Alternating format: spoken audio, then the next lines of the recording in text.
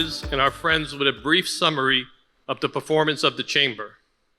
Membership has doubled and reached 254 in the last 2 years and continues to accelerate. The board has taken the position that members are customers, and therefore we strive to enrich the customer experience and ensure the membership has value. The Chamber is managed as if a business, and our customers, our members, are first and foremost front and center. We also endeavor to be customer-centric and industry-focused by holding AmCham-sponsored events by sector, inspiring community dialogue, idea exchange, and knowledge sharing. AmCham is also an active member of Working Group D and the Tax Working Group Subcommittee with the Royal Government. The Chamber is proud to launch annual events with ministries that concern our members most. AmCham donates 10% of all membership fees for charitable causes.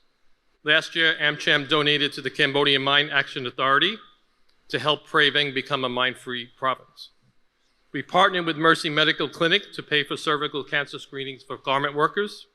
We also donated funds to Indochina Starfish Foundation for bicycles, helmets, and stationery for underprivileged school children. The charity gala following our AGM is to raise anchor funds for a new foundation being established for the benefit of the Royal Government for the return of priceless Khmer treasures from the US and Europe, and culminates a year of extraordinary philanthropy. For this cause, I am particularly proud of the US government and private sector involvement, particularly Homeland Security and US prosecutors, and tireless pro bono work by US lawyers Brad Gordon and Stephen Heiberg, the United States Embassy here in Phnom Penh, and now the American Chamber of Commerce in anchoring the funds for the foundation. It is truly an honor and privilege to give back, not only to the country, but to the Khmer people. AmCham encouraged and promoted investment in the kingdom. We coined the phrase, Cambodia, the Asian tiger of the 21st century, and the mantra, Invest Cambodia. A video presentation was recorded with this theme. Several articles were published with this theme, as well as presentations to international investors who came from Korea, Japan, and all over the world. In closing, I want to thank the members and the board for giving me the opportunity to serve. This is a responsibility and duty I have not taken lightly, nor has it been a burden or hardship. It has only been a privilege and honor, and has been one of life's true challenges. And I have savored every minute of it. I want to thank the ambassador for coming. I'm really pleased to see you, Ambassador. I want to particularly thank the Board of Governors, the executive management team, and the advocacy committee vice chairs and chairs, the hardest working, most dedicated people and talented people I've ever worked with. They are the reason the Chamber has achieved new heights and the reason for its success. When you have the best, you become the best, and the best is yet to come. Thank you. We've been able to increase our funds, which have been able to let us have more exciting events. I think you guys have seen that AmCham is everywhere, and I take that with pride. And I think this could only happen because we have such a great team. We've been doing a lot of events, bringing in the public sector and the private sector with all different ministries. I think this is a really, really big achievement with Ministry of Justice, Economy and Finance, Commerce, Public Works. We have the insurance regulator, securities regulator, a lot of government engagement, and I'm excited for what's to come with more of that additionally. We've also hired a policy advocacy manager, so every month you're going to receive updates on what's going on in the government about certain laws or policies. So what's coming ahead? In 2023, I think I see 6 main parts. The first is more committee-led events. With all these 8 committees, we really have to hear the pressing issues about what's going on in that sector. So I expect the committees to take a more active role and have more exciting events. Like I talked about in March, these are committee-led events. Number 2 is we're going to continue to strengthen our financial controls, as we want to know where every dollar is going out and coming in and is recorded properly. Number 3 is more engagement, and not just with the government here, but also with the US government. Number 4, again, with more AmChams of Asia Pacific, we'll be going back to Washington, listening to them, hearing our concerns as well. Number 5, this is another great part, partnering with the US Embassy Phnom Penh. It's called OSAC. This is the Overseas Security Advisory Council. So we'll be doing an event later in the month of March, but it's to share information and security concerns to those in the private sector and in the region. And finally, we're going to continue to expand our CSR efforts. I think this is a great start tonight, but overall, I think we can continue to do more. So be on the lookout for exciting events happening this year. So with that, I do say thank you very much for your support. Again, if we can ever be of service to you, please don't hesitate for that. Thank you very much. My embassy prioritizes supporting U.S. business in Cambodia. I'm asked to do that as ambassador. Trade in goods and services between our two countries benefit the American taxpayers and the U.S. economy, but also U.S. investment here in Cambodia plays a very significant and growing role in the kingdom's quite remarkable economic development, economic miracle, economic story. All of you should be proud to be a part of it. I am quite convinced as I travel around all 25 provinces quite frequently that across Cambodia, U.S. brands are synonymous with quality, with reliability.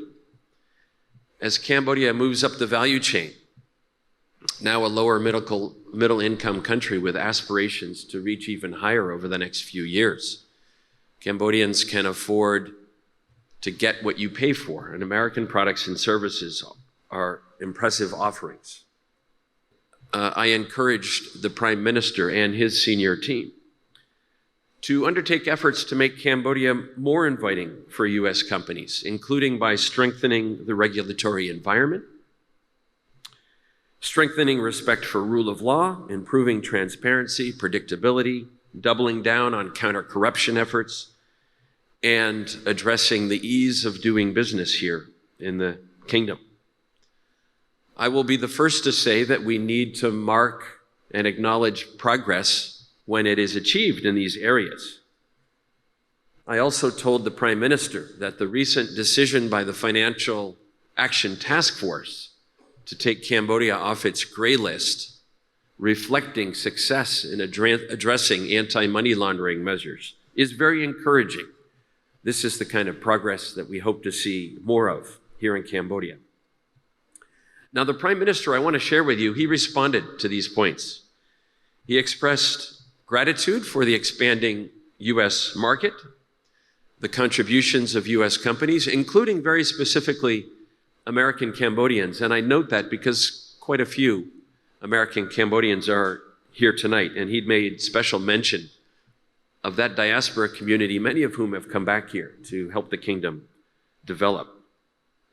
And he agreed that the U.S. brand in Cambodia is very much associated with quality. And he gave a few examples. U.S. donated vaccines throughout the pandemic were highly sought after, greatly appreciated here in Cambodia. Also, he cited U.S. vehicles that are now assembled in Cambodia. He actually said Ford Motor Company vehicles have become synonymous with the word vehicle. When you see a vehicle, you want it to be a Ford in Cambodia. That was the Prime Minister offering that. Quite impressive. I want to congratulate AmCham on a very successful year. If my math is correct, this is the 27th year since the organization's founding in 1996. AmCham helps to serve as a voice of U.S. business here in the kingdom. Your members have invested in communities through CSR efforts. Thank you, Travis, for offering that you can do even more, but the efforts thus far are welcome, and they are endeavoring to improve the health, education, and well-being of Cambodians. Finally, let me thank all of you, directly, indirectly, for being part of a very special relationship between our two countries, between Americans and Cambodians. 2022, it must be said, was a pretty good year. exceeded many expectations. Cambodia, with a great deal of U.S. help behind the scenes, was a COVID survival and recovery success story. I've congratulated the Prime Minister and the government. They, in turn, have expressed appreciation for our assistance. But Cambodia was a global model when it came to vaccinations, one of the fastest, most vaccinated countries in the world. Great discipline. This provided the opportunity for the country to reopen quite a bit earlier than the rest of the neighborhood. Last year, as ASEAN chair, Cambodia provided an important platform for critical discussions on some of the most challenging global and regional challenges that exist, including Russia's brutal, globally disruptive invasion of Ukraine, which has implications even here in Cambodia, and also a platform to address the Myanmar crisis, a little closer to home, has an impact here in Cambodia and the rest of the region. Last year, Cambodia and the Prime Minister supported agreement in Washington during the U.S.-ASEAN Specialist Summit to elevate the U.S.-ASEAN relationship to new heights, a comprehensive strategic partnership, and that took place in November during the summits.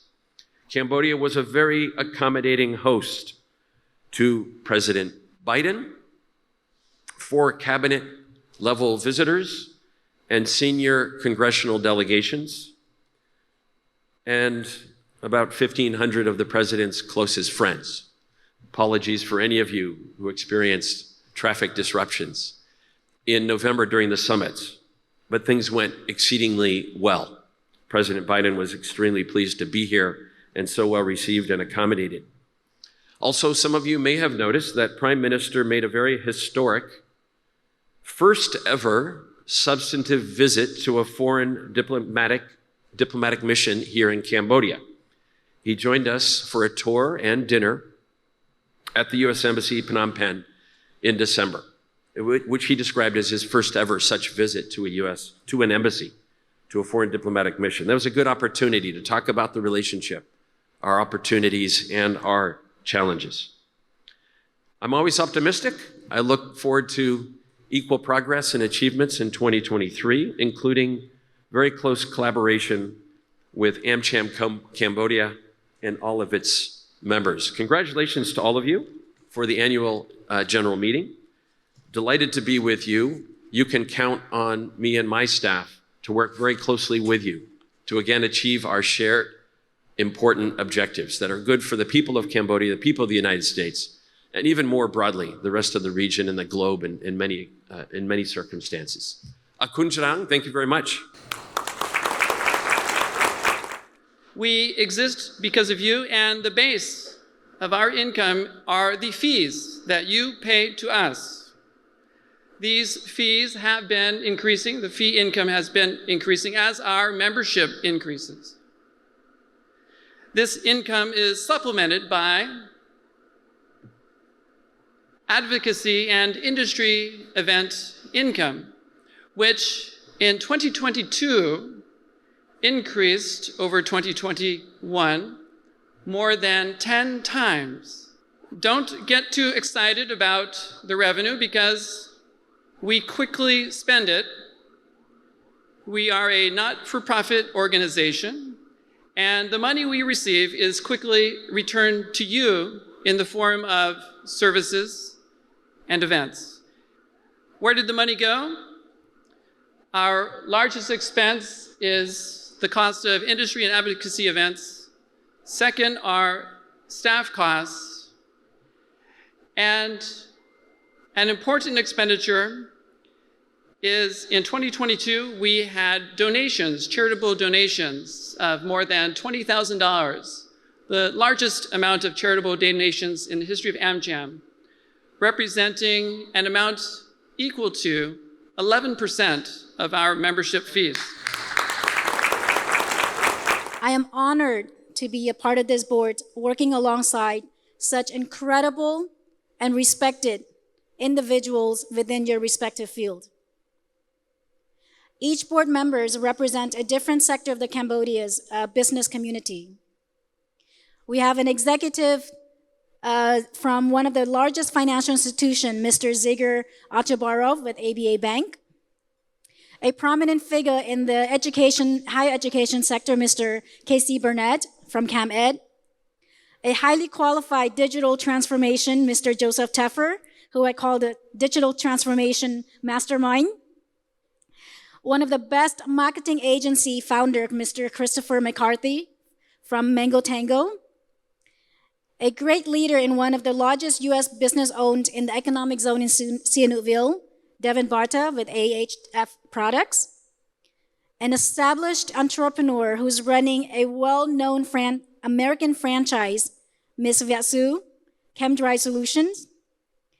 Ms. Rina Ng, a well-respected lawyer in the law firm of Cambodia, and also has been appointed as the Undersecretary of State with the Ministry of Justice. Congratulations again.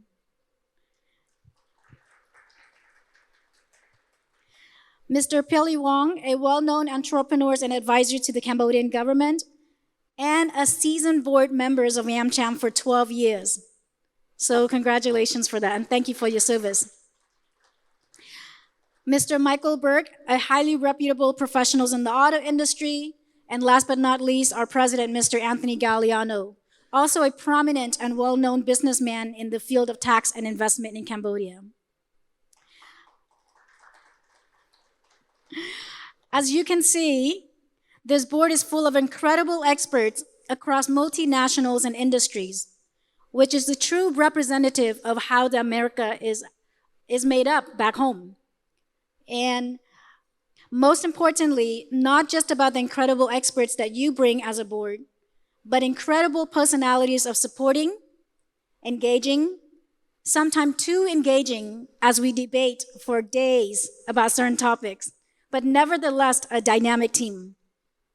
As one might expect with these type of industry experts and personalities, as in any regular organization, the leader must be one of the exceptional personality to bring everyone on board, align everyone with a common goal, and drive everyone forward to a great achievement. That is what we have witnessed under Mr. Anthony Galliano's leadership for the board.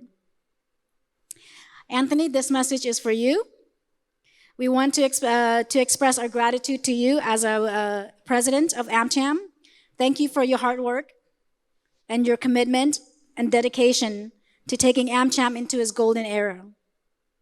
Under your leadership, we have seen tremendous growth in membership, more engagement from all members, especially the formed committees, and for the interest of our members, as you had always tell us, we should treat our members as customers, to have more connections for the Cambodian respective government entities through the many events that we host throughout the year, as you can see, to support the requests from the members.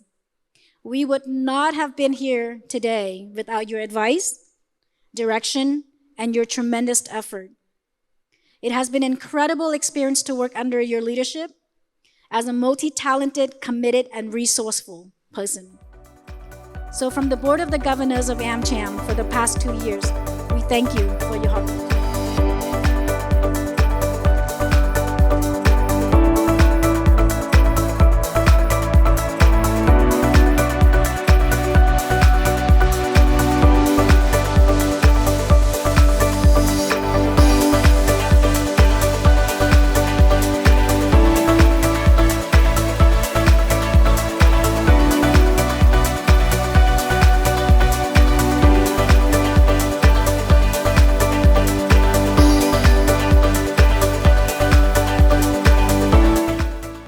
Miss Ivana Trencini, the country manager of Visa Cambodia.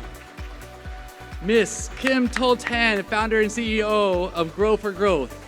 Miss Kong David, the co-head of the real estate and construction practice at DFDL. Mr. Jay Cohen, the partner and director of Tilleke & Gibbons. Mr. Tom O'Sullivan, the CEO of realestate.com.kh. Mr. Christopher McCarthy, CEO of Mango Tango Asia, who's been elected for a second term. Congratulations.